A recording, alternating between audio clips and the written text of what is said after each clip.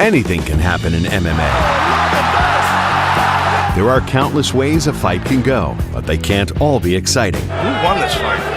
Oh no, not the fans. No, sorry folks. This is a list of high-profile fights that either bored fans into submission or displayed the technical proficiency of a drunken bar fight, maybe even worse. These are some of the worst fights in MMA.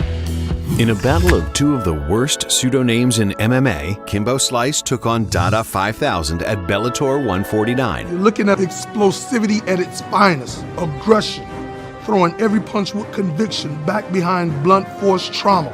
Both Kimbo and Dada come from a street fighting background, so fans weren't expecting the most technical fight, but they also weren't expecting this. But those who know the game technically know that there have been a million opportunities lost in this fight. Both fighters gassed almost immediately and looked as if they were throwing punches underwater. They're just flailing arm punches, nobody turning over a shot. Shockingly, and unfortunately, the fight continued for 2 more rounds. Both fighters needed to be helped off the stool to start round 3. With only a minute and a half left of the fight, Kimbo managed to make some kind of offensive contact towards Dada 5000. Dada, who almost became the first MMA fighter to die of exhaustion, collapsed to the floor in bizarre fashion. I want to say it was punches, it could have just been fatigue. Kimbo was declared the winner via TKO, and Dada 5000 was hospitalized for 2 weeks after his heart stopped.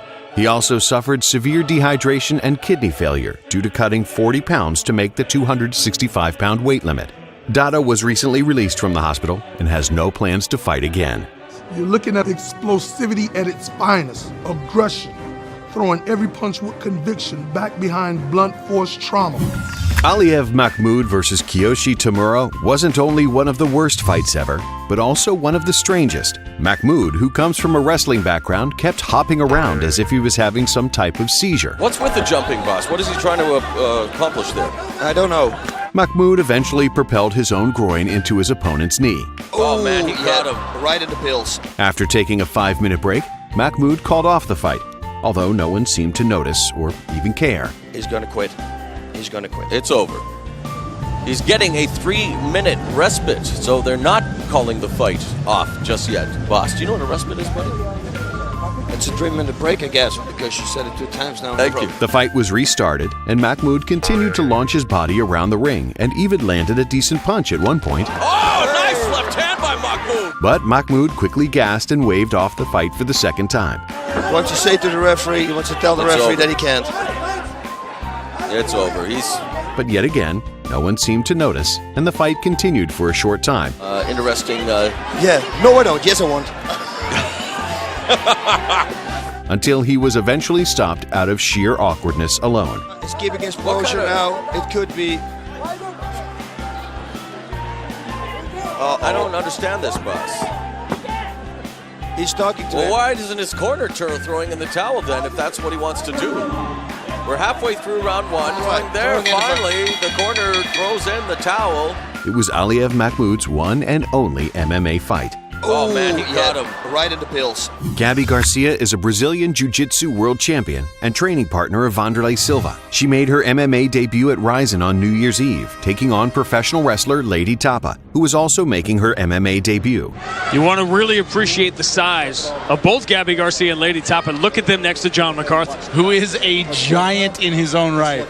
Garcia, who was promoted as a grappling world champion and sex symbol, trained for months at the highest level with former champions, then proceeded to throw all of it out the window when the bell rang.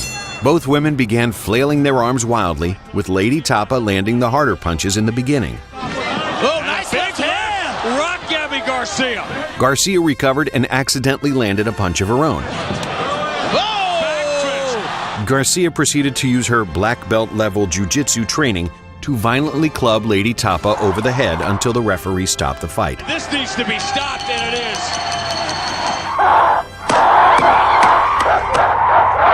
While not a boring fight, the lack of skill being displayed on such a big stage makes this fight worth mentioning. Gabriel Gonzaga made his UFC debut in 2005 against Kevin Jordan. And he looks a little bit like he could be talking about the Cheeseburger Royale. You see a little facial likeness there? Yeah, if I knew what you were talking about. Come on, Pulp Fiction. Oh, okay. With who? Cheeseburger Royale. So you think he looks like Samuel Jackson? Yeah. You know what they call a quarter pounder with cheese in Paris? They don't call it a quarter pounder with cheese? A Royale with cheese. Royale with cheese. Are you one of those dudes who thinks all black people look alike? Come on, bro. What are you talking about? That guy just looks like Samuel Jackson. What do they call a whopper? I don't know. I didn't go on a Burger King. Gonzaga looked impressive early in the fight, scoring a takedown and actively working for submissions. But both fighters gassed midway through the first round. After that, the most entertaining part of the fight was the commentary. Are they saying? What are they saying? Sounds like go home. Yeah, go home? It could be Rolo. Maybe it's a candy craving crowd tonight at the MGM. You wrote it down. Say it.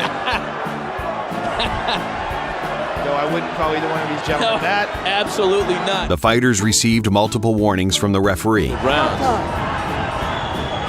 People are stomping their hands on the ground. And here we go, an official admonishment by Hordine. Then, just when it seemed all hope was lost, Jordan's out. Jordan's out. Oh, Jordan's big out. end for it by Gabriel. Wow, out of nowhere. Gonzaga went on to have a successful UFC career. Kevin Jordan has since retired and is currently working at a car wash. I can't believe this is the same car. Well, let's not start sucking each other's dicks quite yet. And a few honorable mentions. Nate Quarry was able to complete a half marathon during his fight with Caleb Starnes. Interesting technique by Corey. Almost every Jake Shields fight. Bellator is currently looking to sign these guys.